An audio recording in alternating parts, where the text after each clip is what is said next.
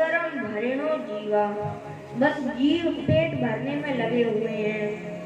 उदरम भरेणो जीवा, वराका कूट भाषण, और झूठ बोलने में लगे हुए हैं। ये सब मैंने देखा। अब मैंने सोचा मैं इतनी जगह घुमाया, लेकिन मैं वृंदावन तो गया ही नहीं। तो अब वृंदावन नारद जी आ गए। ये नारद जी कथा सुना रहे संसाधिकों को। फिर मैं वृंदावन आ गया। वृंदावन में मैंने थोड़ा भ्रमण किया। तो भ्रमण किया और मुझे पीछे से आवाज आई, क्या?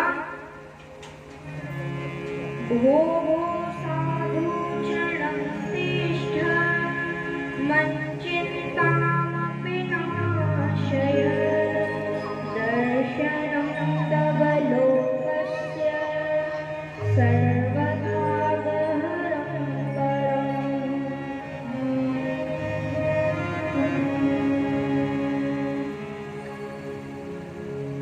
तो भोगो साधु क्षणं तिष्ठ, हे साधु एक क्षण के लिए रुक जाइए। मन चिंतामपि नाशय, ये नारद जी को पीछे से आवाज आई। नारद जी ने पीछे मुड़ के देखा तो एक स्त्री जिनके 2 पुत्र हैं, वो 2 पुत्र उन स्त्री के पैरों पर लेटे हुए हैं। 2 पुत्र थे। वृंदावन में आकर जो स्त्री थी वो जवान हो गई, और उनके जो 2 पुत्र थे जो जवान थे, वो दोनों पुत्र बूढ़े हो गए, और बूढ़े होकर बेहोश हो गए, मूर्छित हो गए, होश में नहीं है। तो वो स्त्री नारद जी से कह रही हैं, हे साधु एक क्षण के लिए रुक जाइए, मेरी मन की चिंता का नाश कर दीजिए, और आपके दर्शन से तो पाप नष्ट हो जाते हैं। नारद जी पीछे मुड़े। नारद जी उनके पास आए।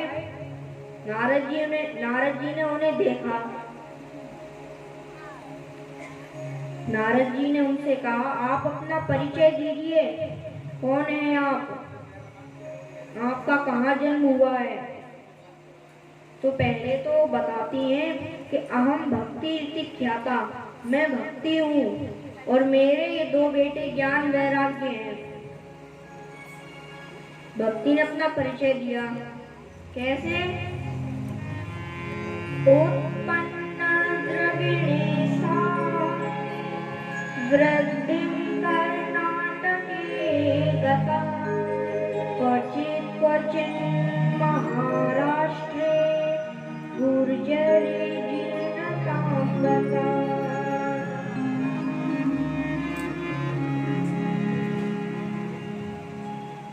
उत्पन्न द्रविणेषां, भक्ति ने बताया कि मैं द्रविड़ देश में पैदा हुई थी। वृद्धिं कर्नाटके गता, कर्नाटक में मैं बड़ी हुई थी। क्वचित् महाराष्ट्र, महाराष्ट्र में मैं सम्मानित हुई थी। गुर्जरी जीर्णतां गता, और गुजरात में आके मैं बूढ़ी हो गई। तो मेरे प्रिय श्रोताओं, भक्ति द्रविड़ देश में पैदा हुई थी, और भक्ति कर्नाटक में सबसे ज्यादा बड़ी थी, महाराष्ट्र में भी बड़ी थी, महाराष्ट्र में सम्मानित हुई, और गुर्जरे जीर्णता कथा, और भक्ति गुजरात में आके बूढ़ी हो गई। भक्ति गुजरात में आके बूढ़ी हो गई मतलब गुजरात में भक्ति नहीं है। गुजरात में भक्ति नहीं है, लेकिन जब से गुजरात में नरसिंह मेहता ने जन्म लिया है, तब से गुजरात में भक्ति है। इतनी भक्ति है कि आज वहाँ कई संत पैदा हुए हैं, जो महान संत हैं, वो पैदा हुए हैं गुजरात में नरसिंह मेहता की वजह से।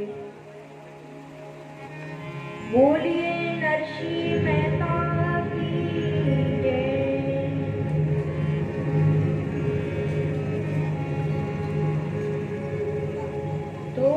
ये थे नरसिंह मेहता।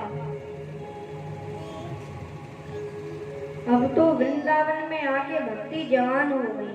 वृंदावन में आके भक्ति जवान हो गई मतलब वृंदावन में भक्ति है, भक्ति जवान हो गई और ज्ञान वैराग्य बूढ़े हो गए।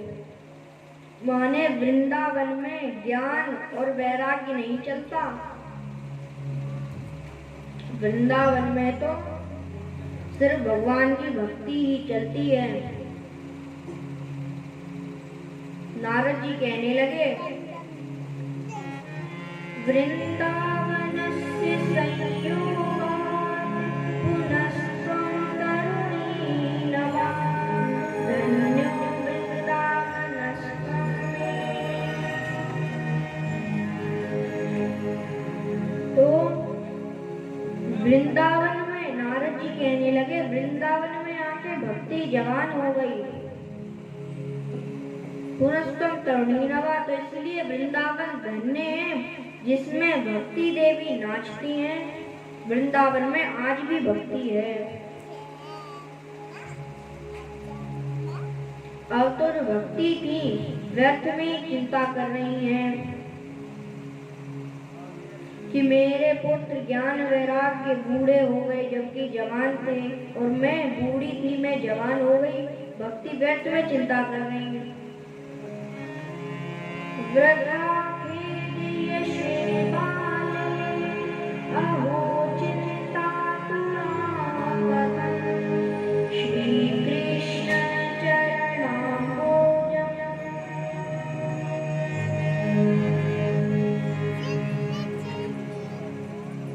तो वृथा खेदयसे बाले अहो चिन्तातुरा कथम्। नारद जी कहते हैं, हे भक्ति देवी, आप व्यर्थ में ही चिंता कर रही हैं, फालतू में चिंता कर रही हैं। आप श्री कृष्ण के चरण कमलों का ध्यान कीजिए और आपको शांति की प्राप्ति हो जाएगी, आपको सांत्वना मिल जाएगी। आप चिंता मत कीजिए, आप तो वैसे ही चिंता कर रही हैं। नारद जी ने कहा, अच्छा चलो मैं कोई उपाय करता हूँ। तो फिर नारद जी ने गीता सुना दी।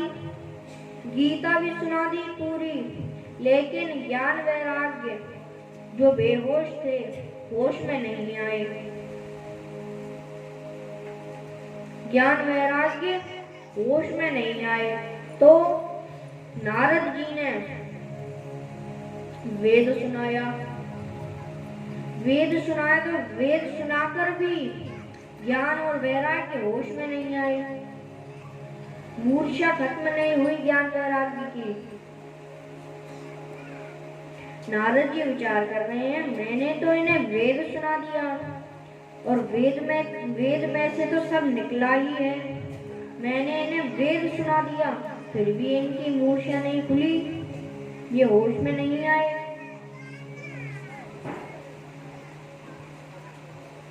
तो ऐसे नारद जी विचार कर रहे हैं।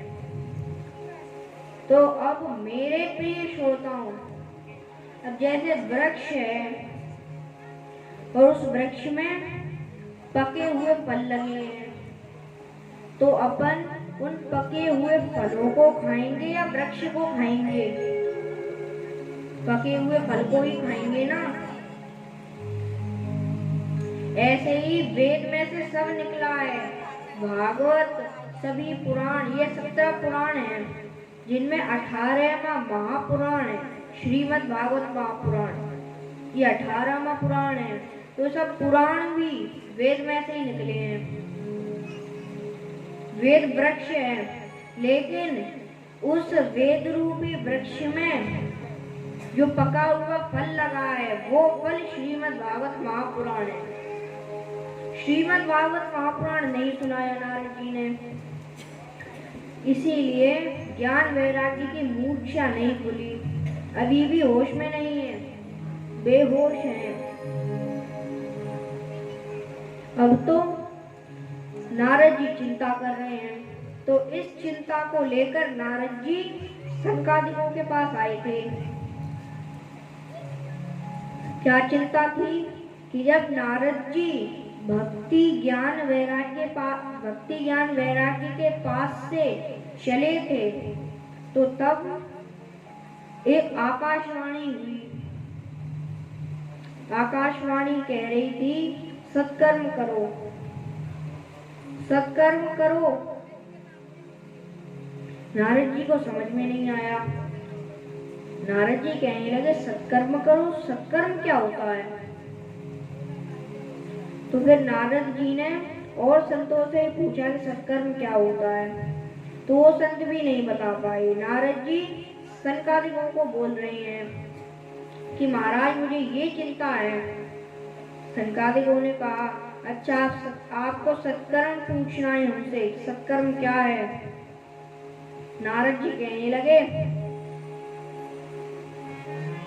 सदा बैकुंठ निलया हरि कीर्तन तत्परा लीलामृत रसोन्मत्ता कथा मात्रैक जीवन।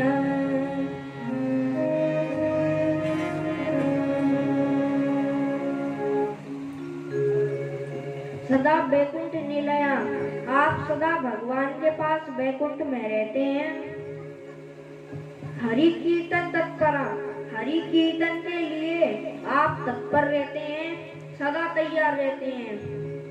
लीलामृत रसोन्मत्ता, और आप भगवान की कथाओं का जो रस है उनमें मग्न रहते हैं।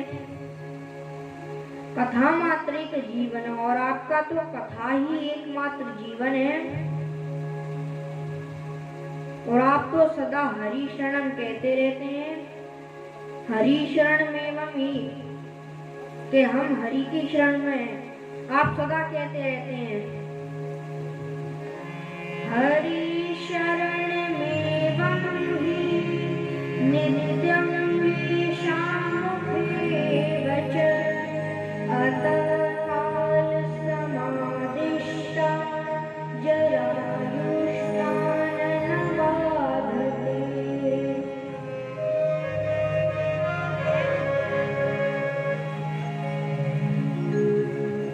तो आप सदा भगवान का भजन, सदा हरि शरणम कहते रहते हैं। इसीलिए जरायुष्मान बाधते, आपको कभी बुढ़ापा नहीं आता, आप कभी बूढ़े नहीं होते, आप सदा बालक रहते हैं हरि शरण का जाप करने से।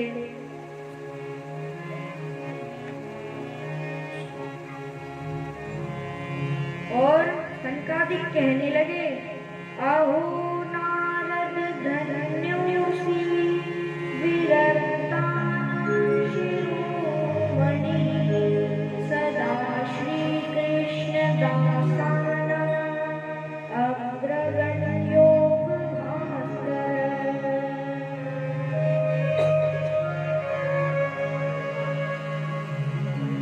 तो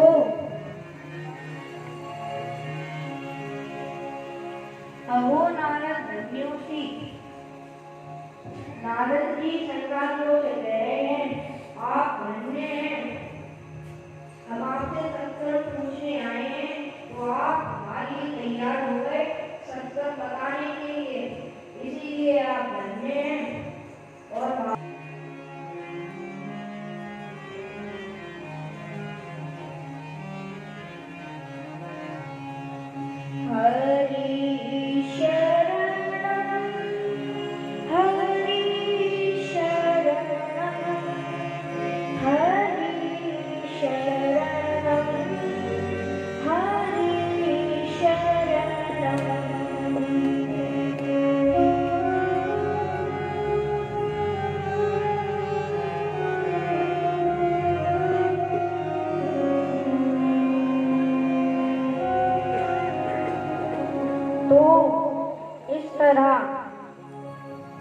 भगवान का नाम जपते हैं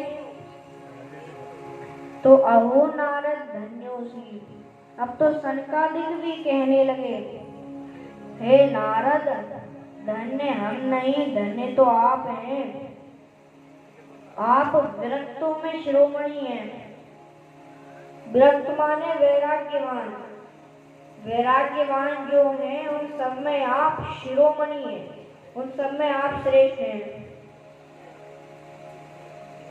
और आपको सत्कर्म जानने की इच्छा है, इसलिए हम आपको सत्कर्म बताते हैं। द्रव्य यज्ञस्तपो यज्ञा योग यज्ञस्तथा परे स्वाध्याय ज्ञान यज्ञाश्च ते तु कर्म विसूचक।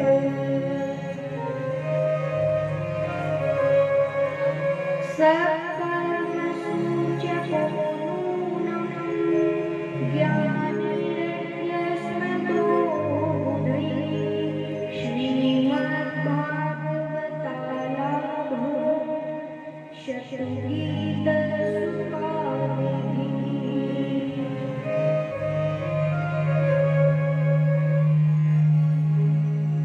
तो द्रव्य यज्ञ तपो यज्ञ,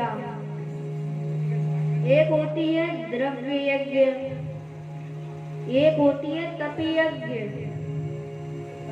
और एक होता है योगी यज्ञ, फिर स्वाध्याय यज्ञ,